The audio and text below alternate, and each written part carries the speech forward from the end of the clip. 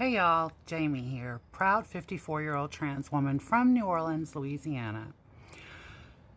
So yesterday, Damon and I left behind Houston again. I left behind Houston again, and we went to New Orleans. And after I was there a day or two, I got in the wrong car with a vice cop, and I got charged with crime against nature, which in Louisiana is a state felony.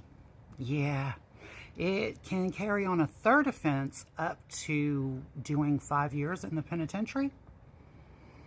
Yeah, so the first offense, I go into jail. And keep in mind, y'all know from my stories, I'd been to jail a few times at this point, a couple of times at this point, and so I thought I knew what to expect. I did not.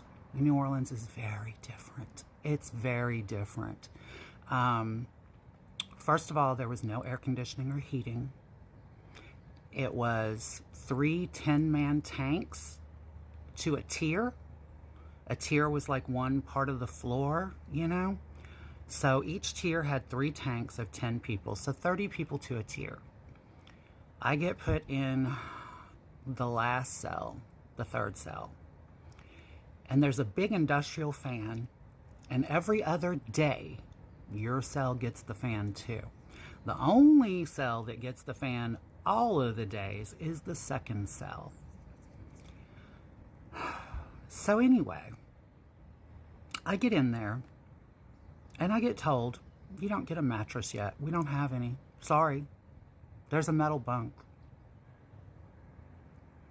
And the tier rep, which was an inmate, who was what you would call a jailhouse turnout, a penitentiary turnout. In other words, a gay guy that, got turned into a jailhouse girl. And the one in my cell was named Too Sweet. And Too Sweet didn't care for me. Too Sweet didn't like me at all. Because I was very young, very blonde, very light-eyed, I was everything that just didn't click well with her. And so she proceeded to terrorize me. Yeah. For the first 2.5 weeks, I didn't have a cot. I didn't have a mattress. I slept on a steel bunk. No pillow, no nothing. Just sleeping on steel for 2.5 weeks. Yeah. It was not what you want to do.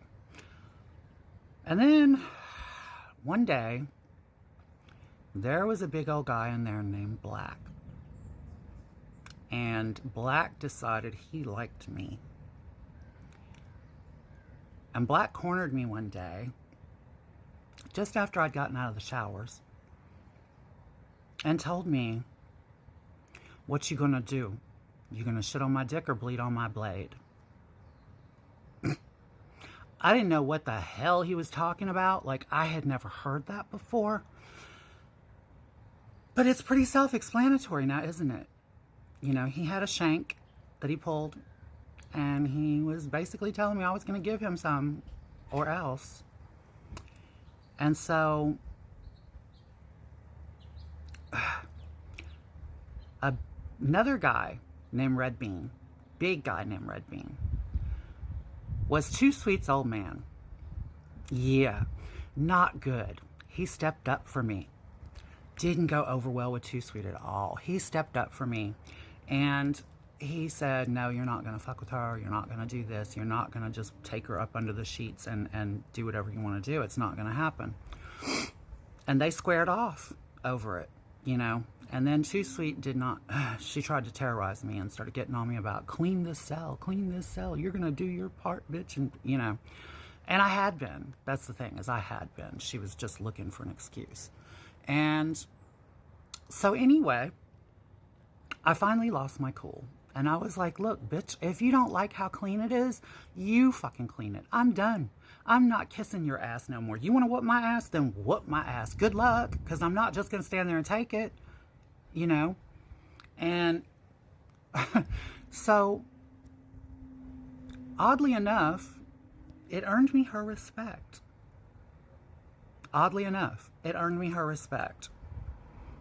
And her old man told her to chill the fuck out. That helped too. So that was my experience. And I had to hide my hair the whole time. I was in jail for 1 month. And I had to hide my hair the whole time because they will shave your head in New Orleans. If you're trans, they will shave your head when you go to jail. They call it for, to prevent lice from being spread. That's bullshit. But anyway, I escaped it. I managed to keep my hair. I got out and found Damon. And he had been hustling as a boy, turning tricks. As a boy, he was a boy, duh. Anyway, he was a boy hustler is what I meant to say. And so that's how he had survived while I was in jail. And then when I got out, we got back together. And then one night I'm walking down Bourbon Street and there was a place called Papa Joe's. Papa Joe's Female Impersonators on Bourbon Street. It's a trans strip club, is what it is. And I'm walking by there with Damon one night, and I see a girl that I had met before over at the Roundup, which was another bar over on St. Louis Street. Le Roundup, 819 St. Louis Street. That bar would become my home, basically. So I knew this girl from over there. I'd met her over there. And she offered me a job. She said, come on, I'll get you hired. So I got my first job stripping on Bourbon Street as a trans stripper, which is okay. Look, I'm not ashamed of who and what I am. But, there were a lot of straight clubs that trans girls can work in New Orleans, too, that are not straight clubs. You know what I mean? Cis women, hetero men, like those kind of clubs, they exist there with trans girls working in them. But my first job offer was at the trans strip club, Papa Joe's. And the doorman would sit there and say, step right up, ladies and gentlemen. Seeing is believing. Chicks with dicks, sluts with nuts. Buy a beer, see a queer. That was the motto. So if you'd like to know more about my adventures at Papa Joe's, you know the routine. Come back and I'll be here too. Love you all. Thank you for all of the comments and love, and I will talk to you later. Bye-bye.